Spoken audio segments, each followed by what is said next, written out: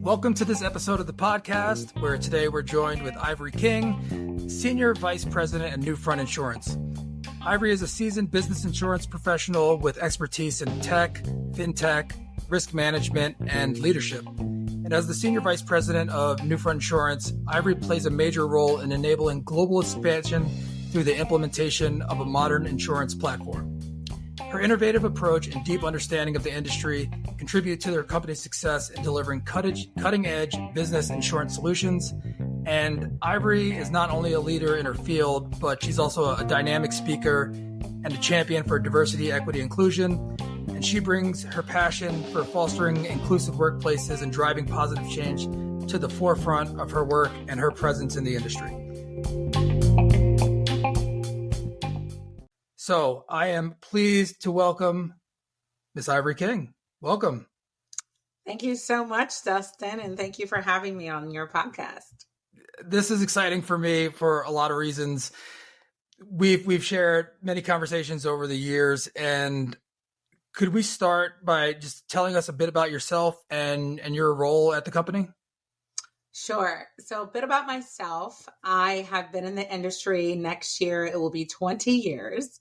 Insurance has been my only career. I focus exclusively on helping businesses in our industry. So everything from startups to companies who are publicly traded organizations. So I have a broad range of organizations that I support as a senior vice president at my current firm, Newfront. And the role that I'm in is in sales. And so I've had a lot of iterations in my career over the years, from customer service to answering phones, filing papers. But I quickly discovered that I love to be client facing. It was certainly the coolest part of the job. And I found my way into sales almost 8 years ago. And that's where I am today. So 20 years, you mentioned, filing and paperwork and those. What was your introduction to the industry? Sure. So it was a long time ago. I started just as a senior in high school when I was in a class called Work Experience, where you used to get high school credit for going to work. And businesses in the local community back then would advertise, if they wanted a high school student to come in and help out. In this case, it was a small little insurance brokerage that needed help with answering phones and filing paper. And I applied and got hired my senior year. I wasn't even 18 years old yet when I got into the industry, but I started learning really fast. I was quickly selected to work and focus exclusively on businesses at that time, and didn't realize it was going to become the career that I had today. So I still went to college. I still did all those things, but ultimately discovered really quickly that this is a real career and a profound industry that, was going to take me to the next level and take me to places I had never been. So I stuck with it. Well, it's interesting to me. And now, knowing what I know in my experience, that insurance does touch a bit of everything. But you're starting out, like how would you know that? So when you got into it and you started to see, Did you even explore trying anything else? Did you have any other career goals or aspirations, or even anything that you were even interested in that might not be insurance? I've always wanted to have an impact. That's what I knew. I knew I wanted to help organizations. I knew I wanted to potentially be involved in politics and public office. I just wanted to have an impact on being a small part of society that moves us forward.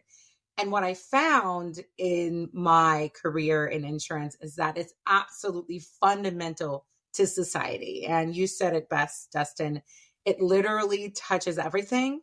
So when I originally started in the industry, I was focusing on helping nonprofits and social enterprise organizations. So these are organizations who have missions that are, feeding people, helping the homeless, giving back to their communities. And while they're a nonprofit, they certainly have to abide by all the same laws and rules and regulations in the insurance industry.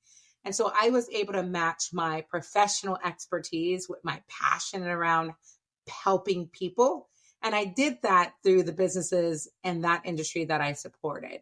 So, in summary, I always knew I wanted to make an impact. I didn't know how I would get there, certainly as a 17-year-old high school student, but I knew in listening to my mom as I grow up, which is just, if you're going to do something, put your all into it. Be the best in the room. If you're a paper filer, you get it right and you file every paper and you beat everyone else who's helping filing paper. Whatever you're going to do, you be the best at it. And I found that by just working diligently and hard and sticking with it, I continued to get promoted. I continued to get exposure. And here I am today. That's amazing. You reminded me something about that. And I think that's great advice that you got about just trying to be the best at whatever it is you do. One of my first jobs when I moved to San Diego, originally from Philadelphia, and I moved out to San Diego, and nobody would hire. It was so hard to get a foothold anywhere. And one of my first jobs was loading trucks and sweeping floors. And I remember, after graduating college and the only job I could get was sweeping floors, I was like, what did I do?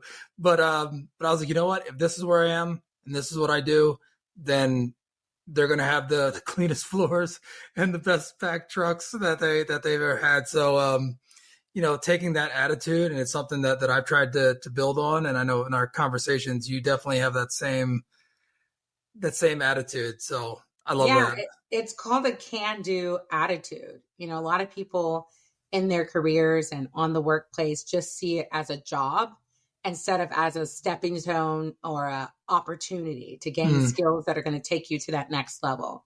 Even though I've been in my industry this long, I've certainly, moved around insurance brokerages. I've traveled, I moved cities. I always did what was necessary to find the right opportunity.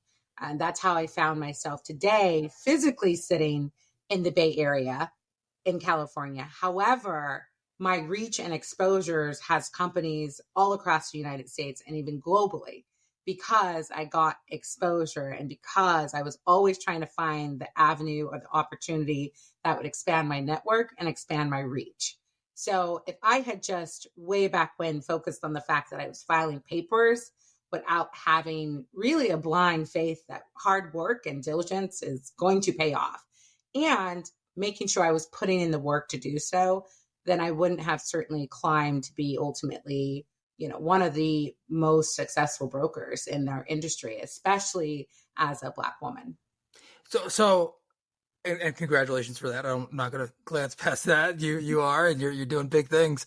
And I wanted to go forward and talk about, the sales role, but even before we get there, and how you've expanded, globally in all these different regions, and how you've been able to do that. But before we go there, I think it's important to recognize that you have taken these steps in your career and you've had understanding of how the business insurance industry worked on various different levels, starting from the bottom, like you learned. Can you talk a little bit about that and the different things that you've learned and how they contribute to your understanding now? What I learned and just to clarify, what I learned to just in general, like all the different aspects of insurance, like that. Yeah. And I'll give you an example. I'll take my case for example.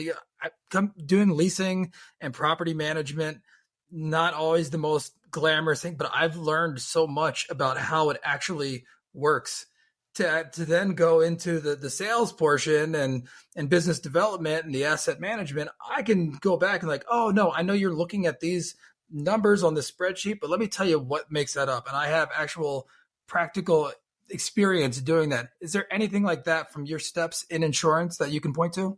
Absolutely. So getting in the insurance industry, the first thing I like to let people know, it's actually one of the lower barriers to entry than in most industries, especially for an industry that could lead you to making several $100,000 a year or even being a millionaire, which many insurance brokers are today. So what I say is it just starts from the basics, which is an online class today. It used to be in person, which I'm sure you can find a few of those, but generally speaking, everything has moved online, and it's about 52 hours of curriculum that you can knock out over a 2-week period. And from there, you then go to your respective state and you pass your licensing exam. So with 2 weeks of dedication and passing a state exam, I opened myself up to a multi-million-dollar opportunity in the insurance industry, for which many organizations all over the United States and the world do not require a college degree. So the first thing I would say is while I did go and ultimately get a bachelor's degree, I had already been in the insurance industry 6 years before I graduated. And Hmm. although it was new and it was a new industry, and that 2 week license barely scratched the surface of what I truly needed to know, as I got to working, I would just ask a ton of questions. So if I was tasked with filing a billing statement and not knowing what the billing statement was, I would look up a glossary of terms. I would call the insurance company and see if I could find out more about what this policy means. And you'd be shocked the customer service agent would walk me through it. Hmm. I just knew I didn't want to have the learning curve last for a long time, because I knew I wanted this opportunity to continue to expand, to continue to get promoted, and really find out everything that this industry had to offer. So yes, I had my 9 to 5 job, if you will, but that was not all the time I put in. I took extra classes. I did course study. If my employer would only pay for so many classes in a year, I'd go out of pocket and continue and pay on my own to Hmm. get different certifications and designations. I became a student of the industry. And that knowledge, even in the customer service realm, because that's where I started, I found once I changed to sales, I became an absolutely rock star really quickly. So what I'll share is, if you are a student of your industry and not just doing the minimum, you will exceed any normal expectations. And just to give you an example of that, the client base I support today is more than 5 times the national average of an entire book of business over someone's, say, 30-year sales career. And I've achieved that in just not even 8 years being in the insurance sales realm. So that is what is possible if you are dedicated to being a student and not just doing the minimum. When you mentioned asking these questions to the people and being a student and having those people, were there a lot of people that you can point to that were in your companies that were in your sphere that were, I see you alluded to a person, but was there anyone in particular? Were there multiple people? Yeah. So over the years, with the firms that I started, from being in customer service all the way through today, my most successful opportunities I've had is when I have tried to find mentors. And mentors could be certainly someone who's been in the industry much longer than you, but they can also be your peers. There were customer service uh, agents who were in the industry just 2 or 3 years, maybe longer than me, but they still knew a little bit more than I did. And I would align myself and become their friends and see what else they could show me to become who they were, which is a lot more advanced in our industry. So whether I was in an entry level role or a new beginning in my career, or as I gained managers and mentorship all the way up, I always was looking to align myself with folks who were better than me, smarter than me, and someone who could teach me something, and would just make sure to pay that forward and do it in return in whatever way Hmm. I could help them. So that's the way you truly close the learning gap. And I didn't start, of course, in the world where now everything's virtual and most of our folks are remote, and some are hybrid model. There's lots of different ways to work these days. I do think some of what has been lost is that yelling over the cubicle, hey, can you tell me how to do can you tell me how to do this? Now you have to instant message someone or call or Zoom or figure it out. There was a lot that I did gain from being in the office in the beginning of my career, that you just learn from being present and listening. So for those who do have the opportunity in the industry to have exposure, to go to in-person events, to listen and learn, I would take just as much pride in that approach if you have that opportunity as you do and doing your own self-learning and finding mentors virtually. So I see it as both and instead of either or. But certainly even through today, I have an incredible boss. I have mentors in and outside of my organization where I am still relying on them to help me navigate through corporate America and through many industries that are not even necessarily tied directly to the insurance industry. As we work with customers and clients of varying degrees and industries. So the way that you continue to expand your knowledge base is to reach outside. And I do that constantly. Well, that mindset of understanding that everybody knows something that you don't know, right? Or at least being open to learning new things. And it sounds like, well, I know you do that with vigor, right? You do that with a sense of, almost, I would say, urgency. Like yes. I want to learn this, and you have this fire that you want to get to the next step, and for these reasons, so you reach out to other people. So you mentioned before about how you're raised, and that being instilled at an early age. Do you feel like that is something that I don't want to put words in your mouth, but like how often do you think about how that comes into play in your life? In terms of how that mindset, are you aware of it, or is it just like how you just operate? Well, I've become aware of it very young in my career because I was the one who was willing to stay till the evening hours and work on weekends. Before that was, kind of expected, I think, in some industries or in some workplaces where, if you don't get all your work done, maybe you do some overtime, maybe you don't, you just, let it sit. I was always of the school of thought as if I put in the extra time, I started to see myself get promoted a little faster than the person to my right, the person to my left. So I began to get rewarded very early on for that extra effort. And once I saw that work, and sometimes those rewards didn't necessarily come directly from a promotion. It would be something like I'd be on a call and I'd get asked a question and I'd realize I'd know the answer versus someone in my same role who didn't, because again, I was always investing in my knowledge. So that would be a reward of actually feeling confident and competent in the roles that I had at the time. So I would say once I realized that having grit, hustle, outworking everyone in the room, and being intentional about being the best, once I realized what that did and what rewards came from it, it's now second nature. And it almost has the opposite effect. If I'm not waking up with that kind of fire in my belly, I actually feel off and like something's wrong. Like, what's going on with me today that fire's not lit? So it becomes who you are. And it doesn't just get chucked, at the door when you leave for work or, only in the workplace.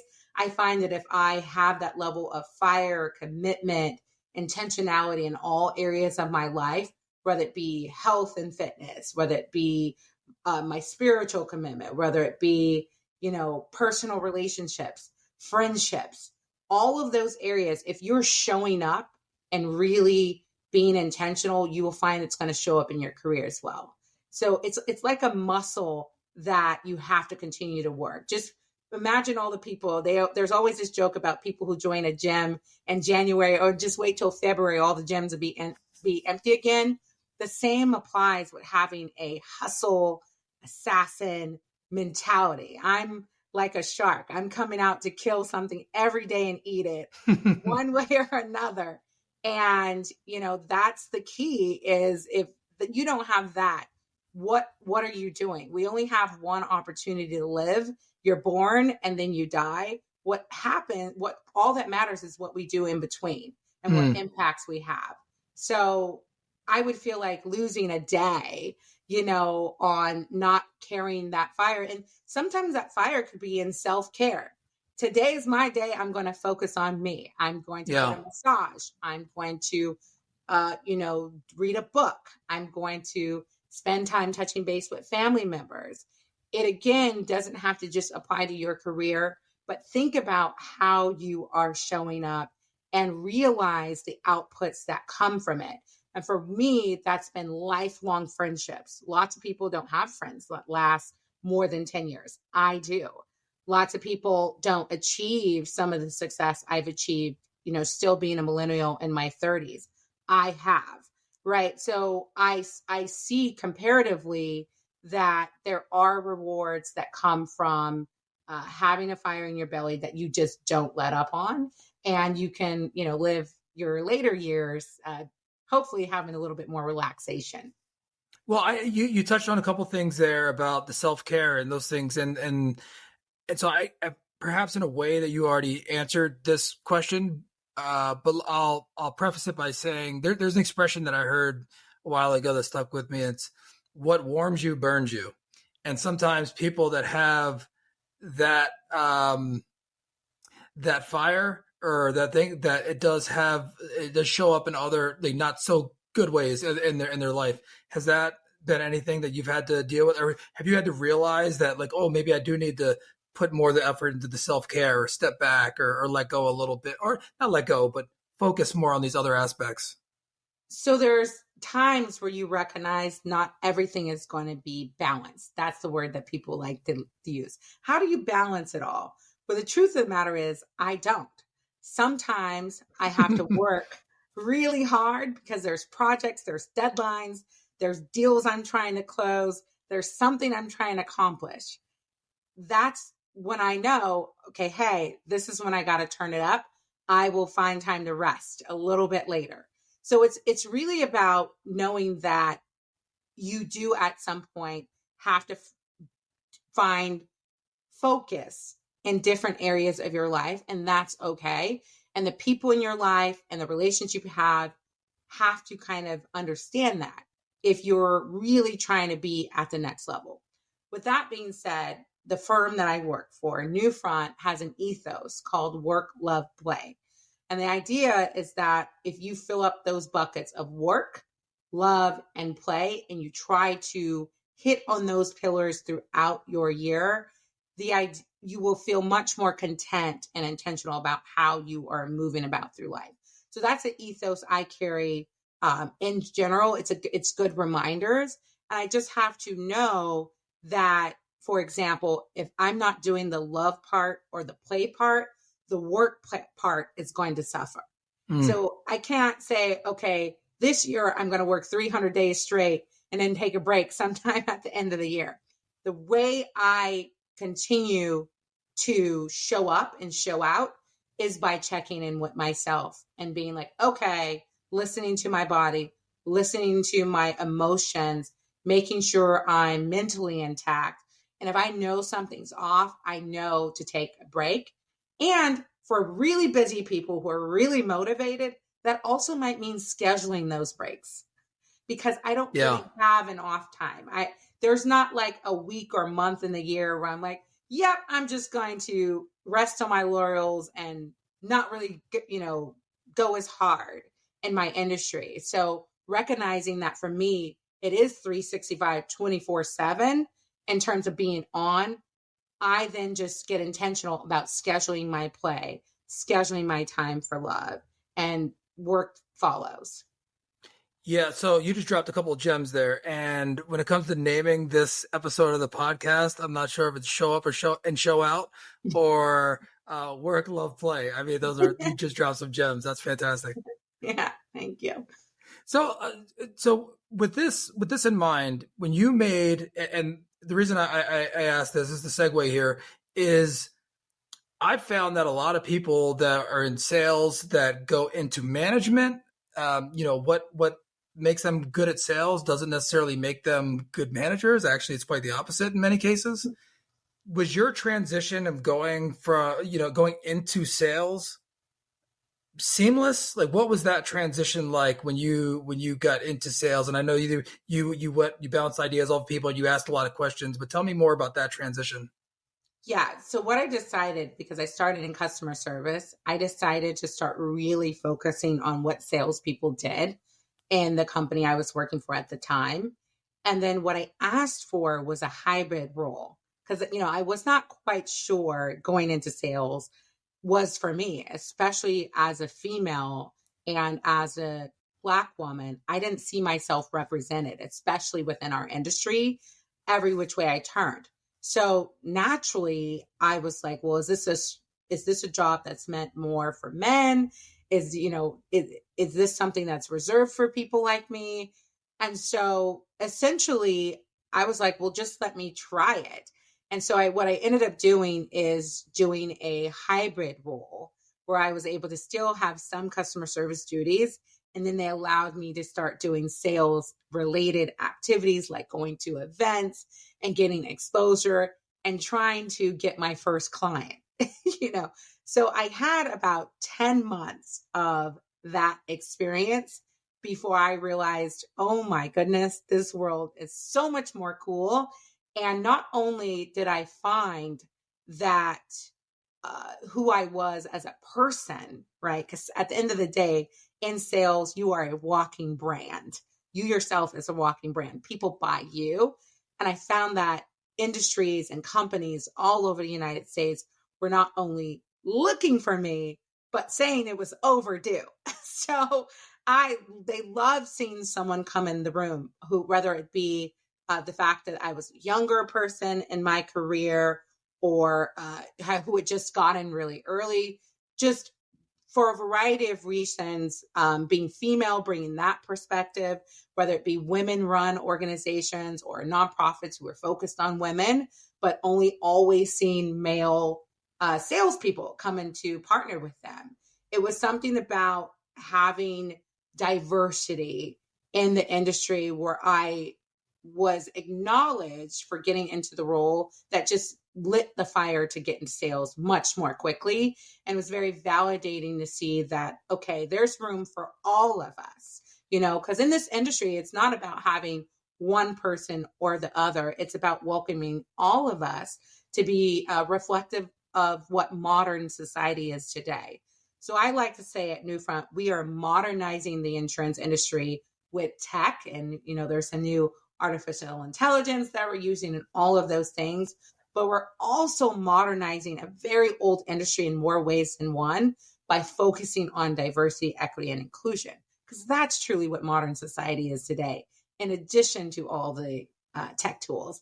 And that's what helps me be a dynamic, focused, and successful salesperson. So I want to take a deeper dive into those actual tools and the technology and the different things that you're using. But before we go there, I just want to ask, and maybe I think ordinarily I would ask this question, but it seems like you already answered away, but I'd love to hear you extrapolate on it. Being a woman, a Black woman in this industry, I would imagine that there'd be like an additional anxiety or pressure, but it sounds like who you are and how you do things, like it doesn't matter. You're going to do the extra, you're going to do the studying and everything. Like how's that, reconciled with your mindset and being in that place in the industry? Yeah. So certainly what I find is I'm not going to be everyone's person, right? In industry, you find different types of people and buyers and varying degrees of folks who may want to work with you. But what I found is that at the end of the day, once I meet and open my mouth and someone understands my technical skills and capabilities and my accolades and accomplishments, that really quickly can overcome many other unconscious biases that exist in our industry that are still candidly present today. So I just find if you focus on what you're good at and you focus on being really intentional about learning and presenting and building confidence and rapport with whoever your potential clients are, what I have found, and a mentor helped me sort of summarize this, is your advantages can be your disadvantages sometimes. A lot of people think, oh, if they're male and they look a certain way, they're going to be successful in sales. Sometimes that advantage can be a disadvantage depending on who you are and who you kind of connect with. And so my mentor said, let your disadvantages or your perceived disadvantages be your advantage. And so for me, I focused on, it is different to be a millennial. It is different to be a Black woman and in sales. And I'm going to work on, you know, tampering down that voice that says, I wonder if they're going to accept me, and just being like, if they don't, it's their loss. Mm. So that's how I help deal with some of the anxieties of getting into sales and being client facing, is knowing that I can't change the way the entire world thinks, but I can control how I show up, how I prepare, and knowing that as long as I am putting good in the world, that it will be recognized. And I find that generally speaking, the business community and the insurance community and the industry is shifting and has been very inclusive. We have tremendous amount of work to do, but we have progress today. You know, we are doing better today in this industry than for even just one generation ago, where there was no one in the room who looked like me. So to answer your question, the way I continue to keep that anxiety down is I focus on execution and I focus on my skill set, and that will win over. And then the last thing I'll say, I got from a colleague when I first joined my firm, I knew there was a large client where I could just tell the client, no matter what skills I had, what I was bringing to the table, he just did not want to work with me for whatever reason. And as a woman and a minority, my mind can go a lot of different ways. So I was just like, maybe he'll just want to work with, you know, my white male counterpart, and they will hit it off. And when I said, hey, do you want to reach out? I feel like I've laid everything out, and no matter what, he doesn't want to work with me. And I have my own reasons why I believe that to be the case. And he said, well, if it's anything to do with diversity, equity, and inclusion, I don't want him as a client anyway. So that was very powerful. So what I find is I'm just going to continue to, again, and you called it, show up and show out. And if that's not good enough for someone, and if there's other reasons other than just buying me for my expertise, who I am as a person, and how I'm trying to help their organization, then not only do I not want them as a client, I don't need you as a client. And that's how I move forward in my career. That was the best answer you probably could have possibly given to a jumbled up question. As I was asking that, I was like, I hope you understand what I'm saying. And not only did you understand it, you absolutely knocked that out of the park. Thank you. Thank you for that. So your company that you work for, and you, what I know of, you guys are doing amazing things. You mentioned AI and some of the, you know, being on the cutting edge. Can you talk about some of the things that are really moving the needle at your firm? Sure. So a lot of people may not know the insurance industry is older than even the stock market. So our insurance industry is so old that at one point, insurance companies used to insure slaves. So I just try to give people some context on how old this industry is.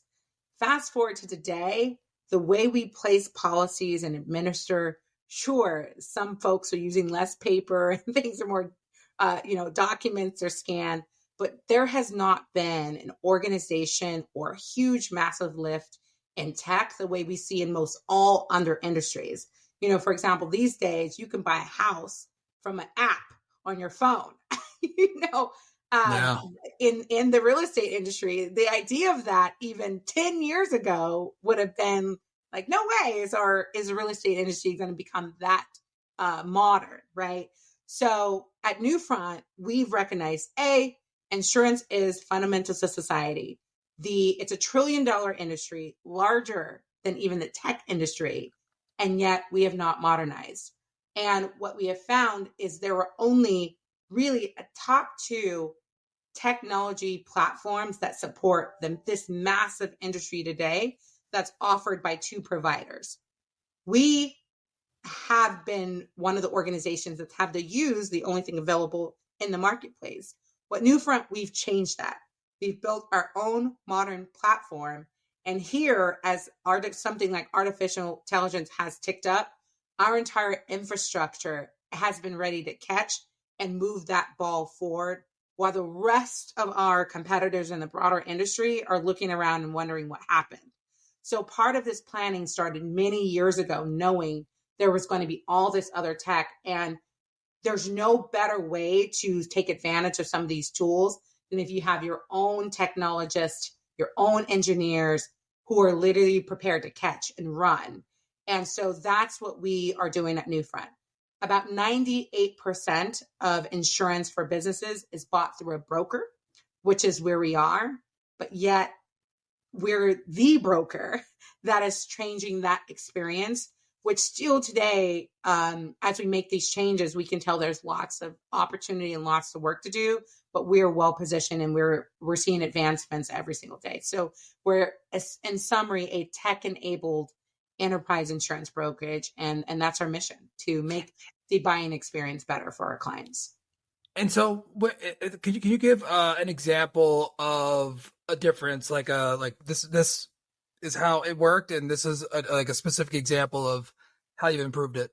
Yeah, so a couple of things we've done. We bring on new clients every day, everything from smaller business organizations to large publicly traded organizations, the thousands of employees nationwide. And all of them have a similar process where they get all of these paper documents sent over to them.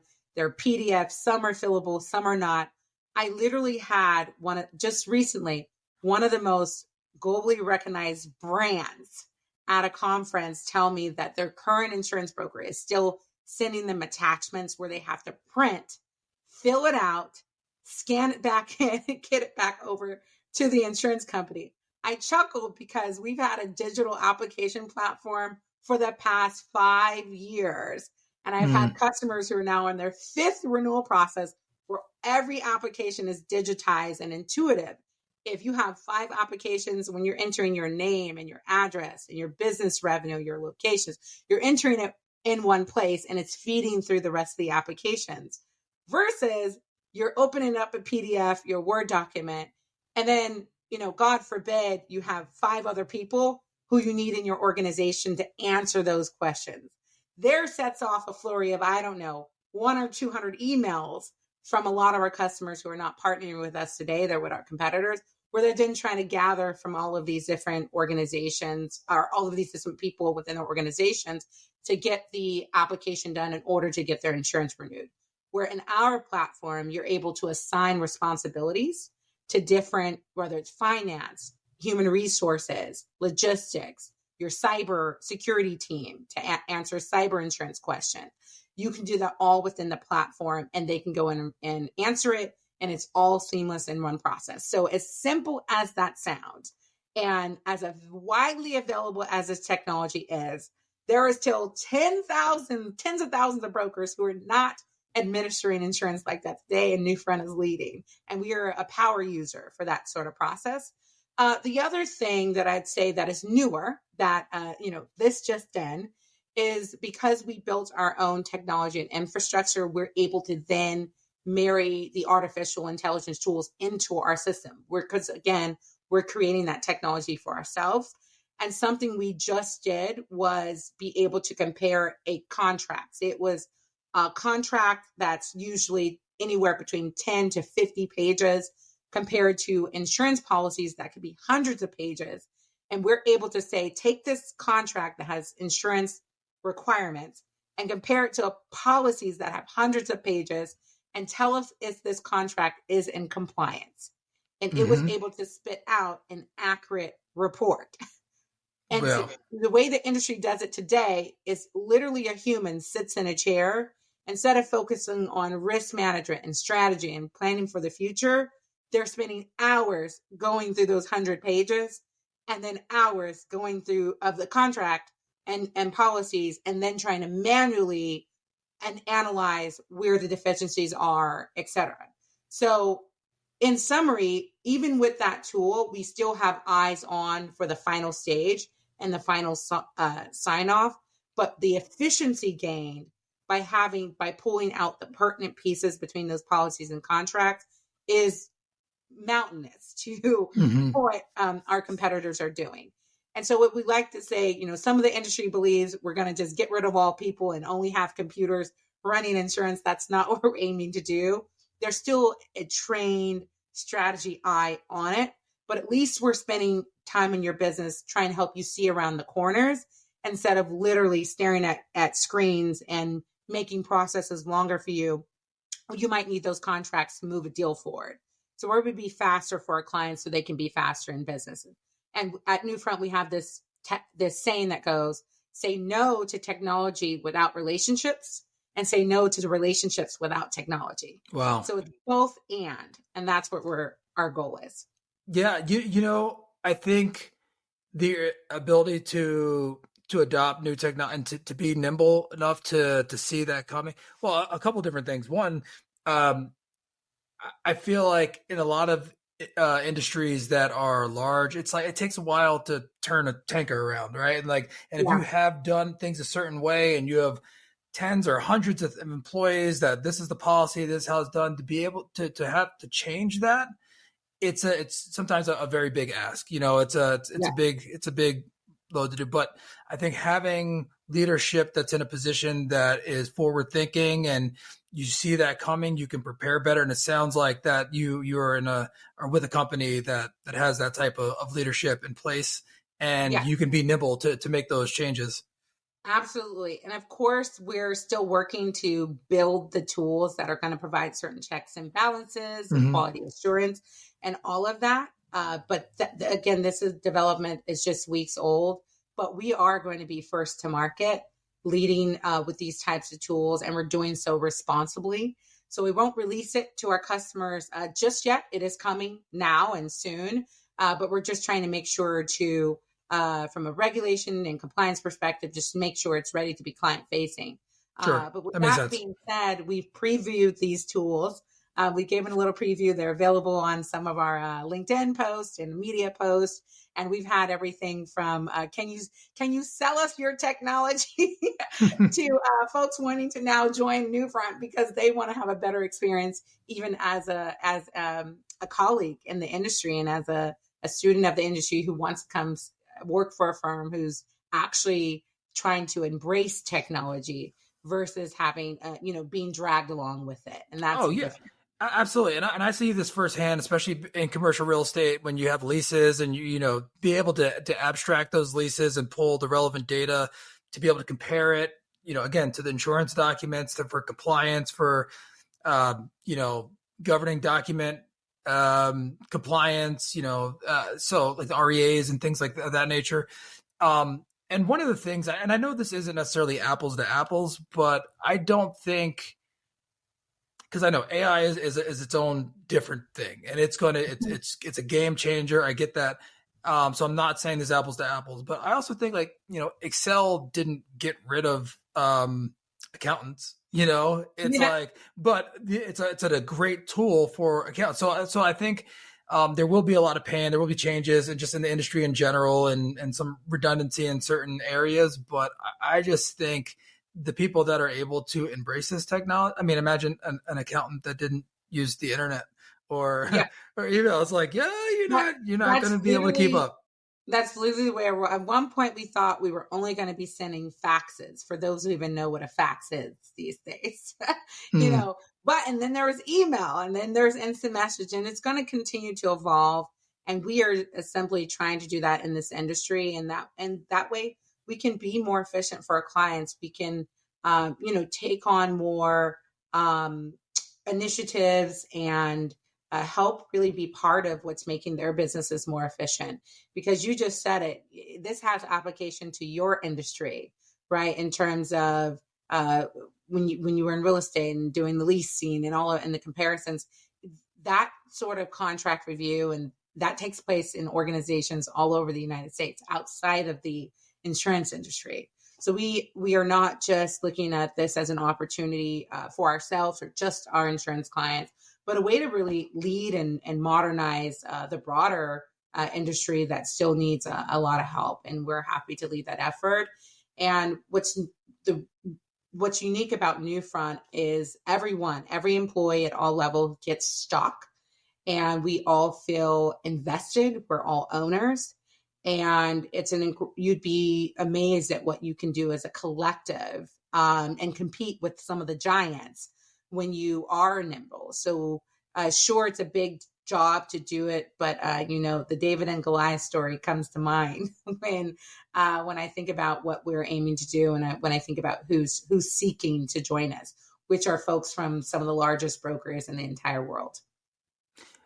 Well, it's so impressive what you're doing, how you're doing it, where you're going. But really, it is how you're doing it and how you show up in everything that in all our communication and conversation. So I appreciate you being a guest on the show. For the listeners who want to connect with you or engage with you, I'll put it in the show notes. But do you want to just say what's the best way to get in touch with you and your company?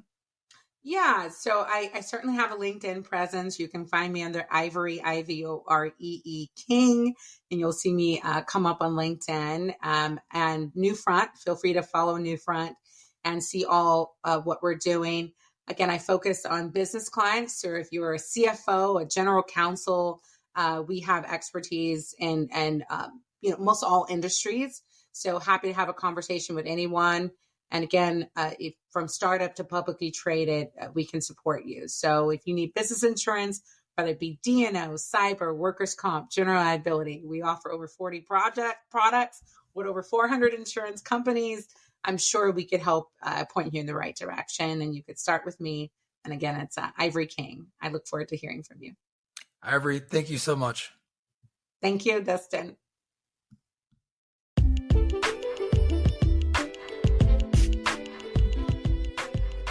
Thank you for tuning in to this episode of the Tools, Talents, and Techniques podcast. We hope you found the conversation insightful and engaging. And if you enjoyed this episode, we invite you to like, subscribe, and share the podcast with your network. By subscribing, you'll never miss an episode as we continue to bring you inspiring discussions with industry leaders and pioneers. Stay connected to the latest insights, trends, and strategies across various fields, from business and entrepreneurship to technology and innovation. Your support is vital in helping us reach more listeners and expand our community. So don't forget to leave a review and share your feedback. We appreciate your input and are committed to delivering valuable content that empowers and inspires. To stay updated on future episodes, be sure to follow us on either LinkedIn or our website, suttonrea.com. You can also find us on most podcast platforms like Apple, Spotify, Google, and Amazon. Thank you for being part of the Tools, Talents, and Techniques community. We look forward to bringing you more engaging conversations and valuable insights in the future. Until then, keep exploring, learning, and applying these tools, talents, and techniques to achieve your own success.